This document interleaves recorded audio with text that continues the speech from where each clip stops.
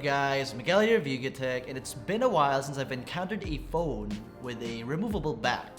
And this is the newest from Leagoo, a brand I've never heard of. It's the M13. Leagoo is a brand that's been around since 2014, and they've been pushing their products to all over the place. From the United States to China to Europe to even Bangladesh, and now the Philippines.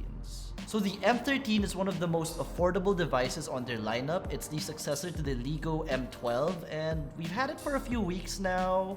So here's what we think. Constructed mostly of plastic, the M13 has a gradient design with gold accents at the back. The unit we have is in the twilight color. You get this pink to purple gradient. There's also another phantom black color option that takes on a black to violet gradient, if you're interested in that. Now, having a plastic body, the device feels pretty light and quite solid at the same time. But if you feel like it isn't the most solid device, you can always slap that case on included in the box. You also get a dual camera setup here on the back plus an LED flash. There's also a fingerprint scanner here as well that's comfortable to reach. Moving on, one thing about the M13 that may throw you off is that it feels quite bulky in the hands compared to most smartphones nowadays, but it isn't without merit because the back panel can be taken off. When you pop it off, you'll see that the battery is removable, which could be something you all miss or don't. You can also find the dual nano SIM card slot and a dedicated micro SD card slot for expandable storage under that back panel.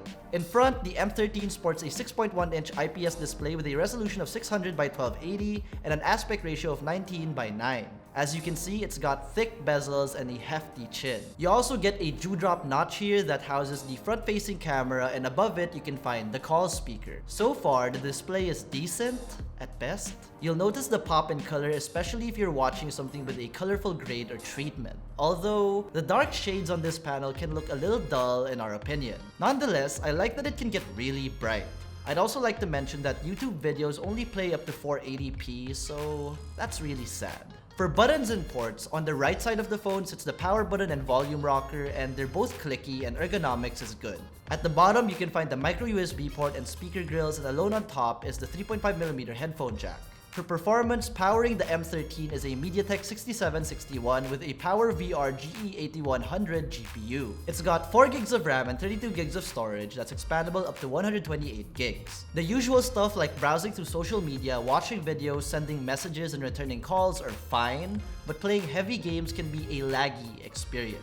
When it comes to security, there's face unlock on board as well as that fingerprint scanner at the back. The face unlock takes an average of 3 to 4 seconds when unlocking, while the fingerprint scanner is way faster, unlocking a device in a second. Still not the fastest I've tried, but it works. For battery, the M13 comes with a 3000 mAh battery and it takes about 2 hours to fully charge the phone. In our PC Mark battery test, we got a total of 9 hours and 9 minutes. However, realistically, we got the phone running for about 11 hours or more with light to moderate use. For software, you get Android 9 Pie skinned with the company's very own Leagoo OS 6. It's kinda stock, but really, it isn't. The UI looks and feels very simple, and you don't get an app drawer on here, so love it or hate it. There is a DuraSpeed option in the settings to help you manage the apps you want to run in the background, so that's nice. Moving on to the cameras, you get an 8 megapixel plus 2 megapixel setup at the back and a 5 megapixel front-facing camera. Generally, the cameras are not so good. It's not the focus feature of this phone, but you can use it. Just don't expect too much. Also, you do get a dedicated night mode on here, but I don't think the hardware is best suited for such. But hey, it's not that bad. You also get other camera features on here such as monochrome, beauty, and pro. Now for selfies, it's alright.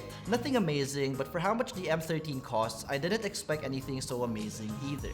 And when it comes to videos, you can shoot up to 1080p, no stabilization on board, but it's not that bad. I mean, again, for how much this thing costs, it's really not that bad. Alright, so that's that. Let's talk about something more interesting, like the price. The Leagoo M13 will set you back 4,899 pesos on Lazada. Link in the description box.